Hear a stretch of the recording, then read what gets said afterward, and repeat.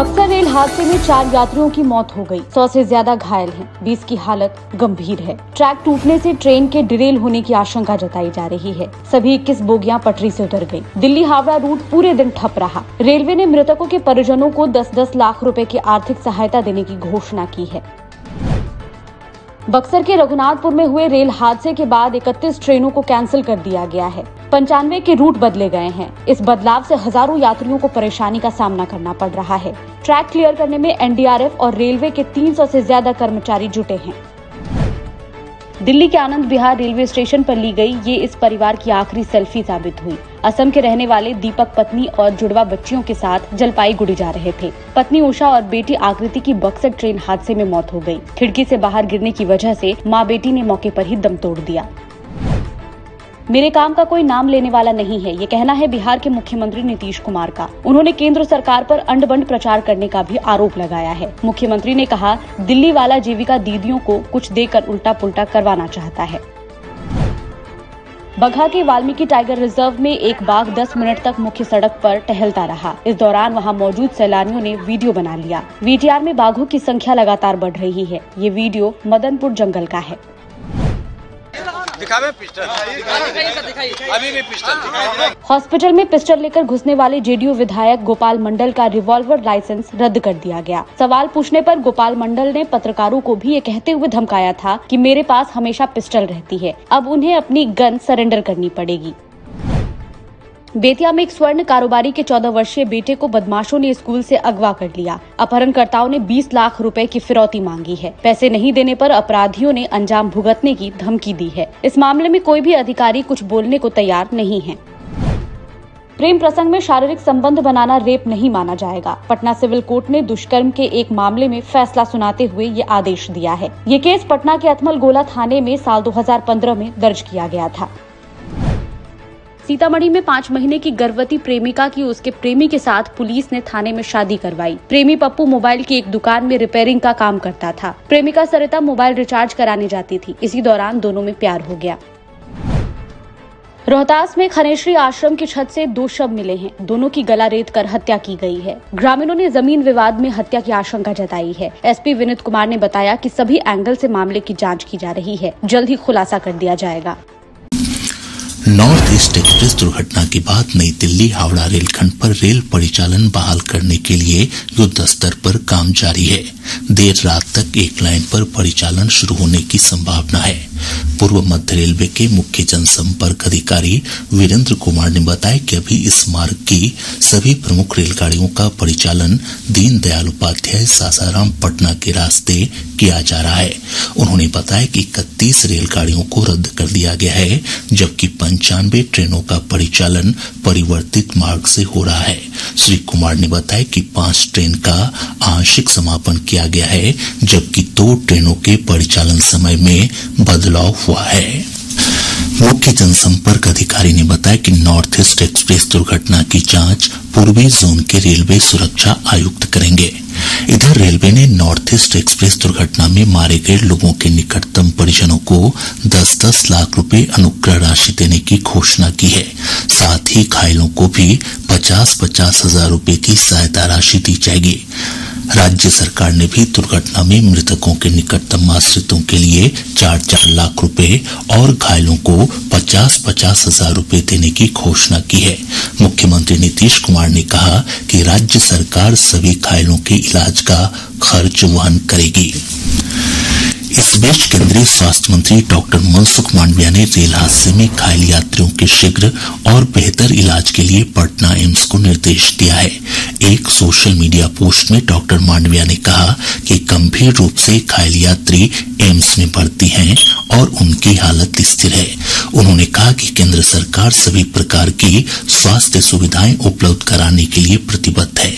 इधर केंद्रीय मंत्री और बक्सर के सांसद अश्विनी कुमार चौबे ने कहा कि घटना के कारणों की जांच हो रही है। रेलवे ने लोगों की सहायता के लिए हेल्पलाइन नंबर जारी किए हैं। पटना का हेल्पलाइन नंबर 9771449971 और दानापुर का हेल्पलाइन नंबर 8905697493 है। सहायता के लिए कॉमर्शियल कंट्रोल हेल्पलाइन नंबर 77 59070004 पर भी संपर्क किया जा सकता है। प्रधानमंत्री नरेंद्र मोदी ने नॉर्थ ईस्ट एक्सप्रेस दुर्घटना में लोगों की मौत पर दुख जताया है। एक सोशल मीडिया पोस्ट में श्री मोदी ने कहा कि प्रशासन प्रभावित लोगों को हर संभव सहायता प्रदान कर रहा है। प्रधानमंत्री ने घायलों के शीघ्र स्वस्थ होने की कामना की है। रेल मंत्री अश्विनी वैष्णव ने कहा है कि रेल दुर्घटना स्थल पर बचाव अभियान पूरा कर लिया गया है। एक सोशल मीडिया पोस्ट में उन्होंने कहा कि रेलवे यातायात बहाली पर ध्यान दे रहा है। श्री वैष्णव ने इस हादसे में हुई अपूरणीय क्षति के लिए संवेदना व्यक्त की है। उन्होंने कहा कि रेल मंत्रालय ट्रेन के पटरी से उतरने की मूल वजह का पता लगाएगा। राष्ट्रीय मानवाधिकार आयोग ने मुजफ्फरपुर में सड़क दुर्घटना में मारे गए व्यक्ति के शव को पुलिस कर्मियों द्वारा नहर में फेंके जाने की रिपोर्ट पर राज्य सरकार को नोटिस जारी किया है। आयोग ने मीडिया रिपोर्टों पर स्वतः संज्ञान लेते हुए मुख्य सचिव और पुलिस महानिदेशक से इस संबंध में 4 सप्ताह के भीतर विस्तृत रिपोर्ट भेजने को कहा है। साथ ही जिम्मेदार पुलिसकर्मियों के खिलाफ की गई कार्रवाई और आयोग के परामर्श के क्रियान्वयन पर राज्य सरकार द्वारा उठाए गए कदमों की भी जानकारी मांगी गई है। केंद्र सरकार ने गंगाजल पर वस्तु और सेवा कर जीएसटी लगाए जाने की मीडिया खबरों को खारिज किया है।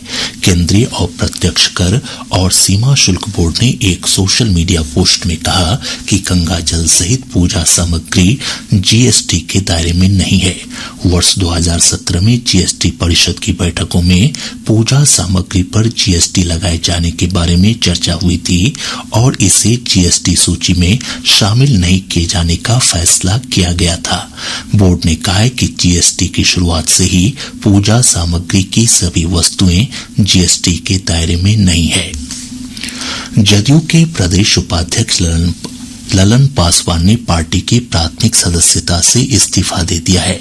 पार्टी के राष्ट्रीय अध्यक्ष को लिखे पत्र में श्री पासवान ने कहा कि राजद के साथ गठबंधन के बाद दलितों पर अत्याचार बढ़ गया है। गौरतलब है कि ललन पासवान इससे पूर्व राजद के टिकट पर लोकसभा चुनाव भी लड़ चुके हैं। पिछले दिनों जदयू के वरिष्ठ नेता और पूर्व विधान पार्षद रणवीर नंदन भी पार्टी की प्राथमिक सदस्यता से इस्तीफा देकर भाजपा में शामिल हो गए थे। केंद्रीय गृह राज्य मंत्री नित्यानंद राय ने आज पश्चिम चंपारण जिले के नरकटियागंज की सीमा चौकी 3 लालटेन में एसएसबी के नवनिर्मित भवन का उद्घाटन किया। इस अवसर पर सैनिक सम्मेलन का भी आयोजन किया गया।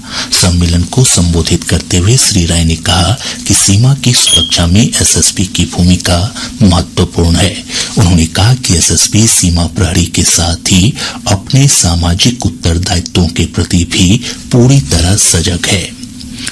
प्रदेश में डेंगू का प्रकोप लगातार बढ़ता जा रहा है। स्वास्थ्य विभाग से प्राप्त जानकारी के अनुसार डेंगू मरीजों की संख्या लगभग 10,000 हो गई है। पिछले 24 घंटों के दौरान 365 नए मरीजों की पहचान हुई। पटना में सबसे अधिक 178 मामले मिले हैं।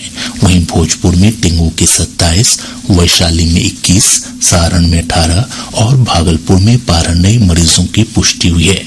नई दिल्ली एम्स के वरिष्ठ चिकित्सक डॉक्टर पीयूष रंजन ने डेंगू बुखार के लक्षणों के बारे में जानकारी दी। आज विश्व गठिया दिवस है। इस दिवस का उद्देश्य गठिया और इसके विभिन्न रूपों, तत्काल निदान और उपचार को लेकर लोगों में जागरूकता बढ़ाना है। गठिया के कुछ लक्षणों में जोड़ों के आसपास लालिमा, दर्द, सूजन और जोड़ों में जकड़न शामिल है। आकाशवाणी से बातचीत में एम्स नई दिल्ली में गठिया रोग विभाग के प्रमुख डॉक्टर उमा कुमार ने बताया कि गठिया के लक्षण वाले रोगियों को उचित उपचार के लिए डॉक्टर से परामर्श करना चाहिए। उन्होंने कहा कि गठिया को नियंत्रित करने के लिए शारीरिक वजन पर ध्यान देना चाहिए।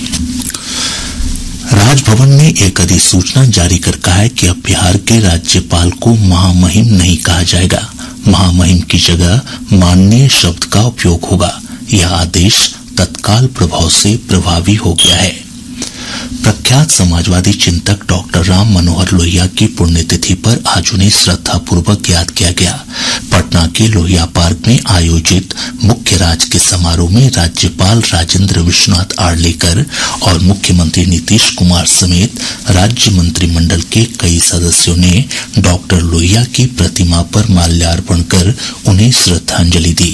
इधर राज्य सरकार के मंत्री विजेंद्र प्रसाद यादव और श्रवण कुमार ने सुपौल के लोहिया चौक पर समाजवादी नेता डॉक्टर राम मनोहर लोहिया की नवनिर्मित प्रतिमा का लोकार्पण किया।